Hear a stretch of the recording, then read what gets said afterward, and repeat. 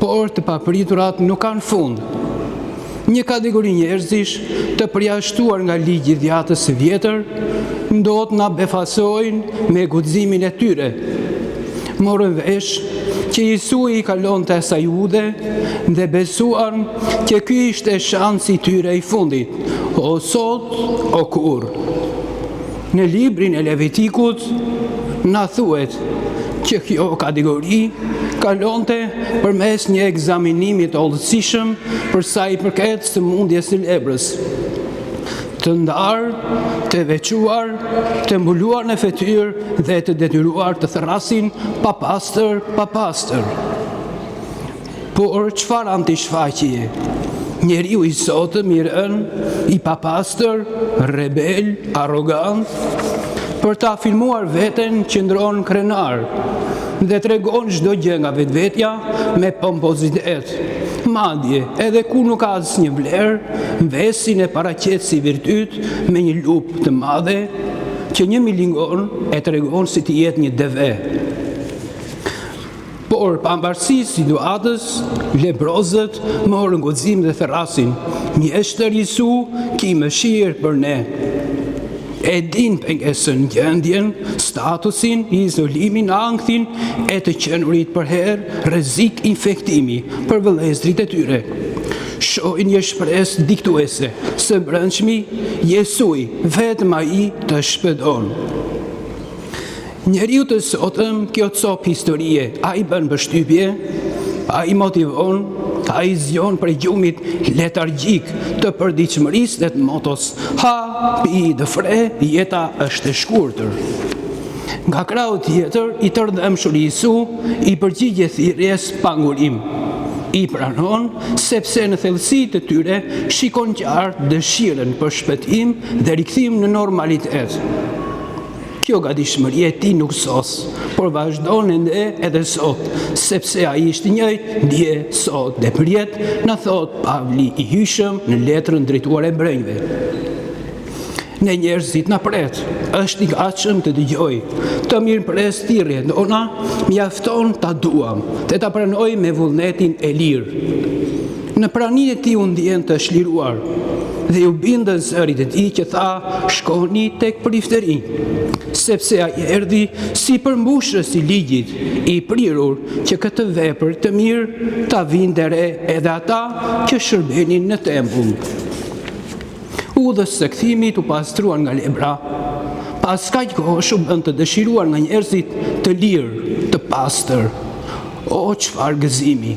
Vrap drejt shtëpisë, drejt vatrës familjare, tu vej edhe atyre si ariqi, lajmi i mirë. Por kush i shiroi?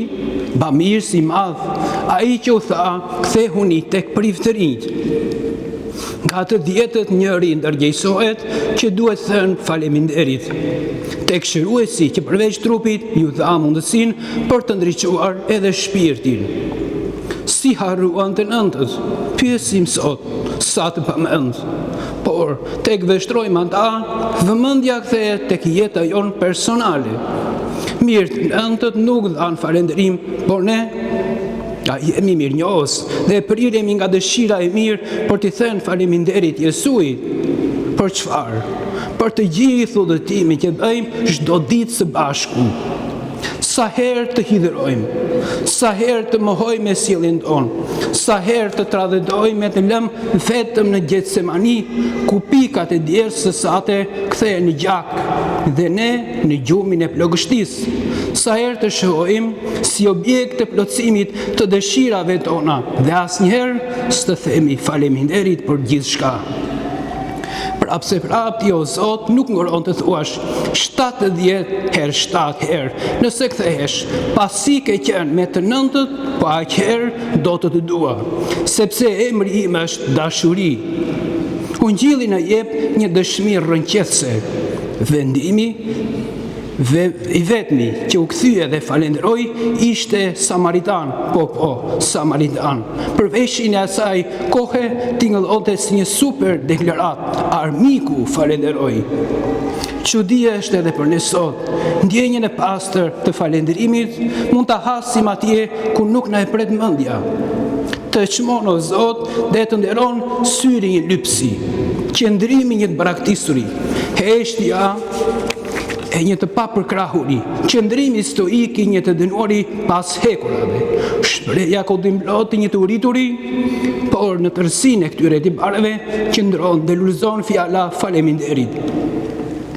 Apostull Pavli thot, për çdo gjë falenderoni. Asgjë nuk e afron më tepër njeriu me Perëndin se sa një zemër falenderuese, thot gojarti i hirshëm. Falenderimi për bekimet e marra është fillimi për bekimet e reja, vazhdon Shën Vasili i Madh. Zemra që falenderon nuk varfërohet kurrë, e mbyll Shën Grigor Theologu. Si njerëz të besimit, kemi përherë përgjegjësinë dhe detyrimin për të qenë falenderues, sidomos për herojnë dhe shembujt e gjallë të shenjtërisë dhe besimit. Sot kisha kujton dy njerëz realisht të mëdhenj, Shën Athanasin dhe Shën Kirilin.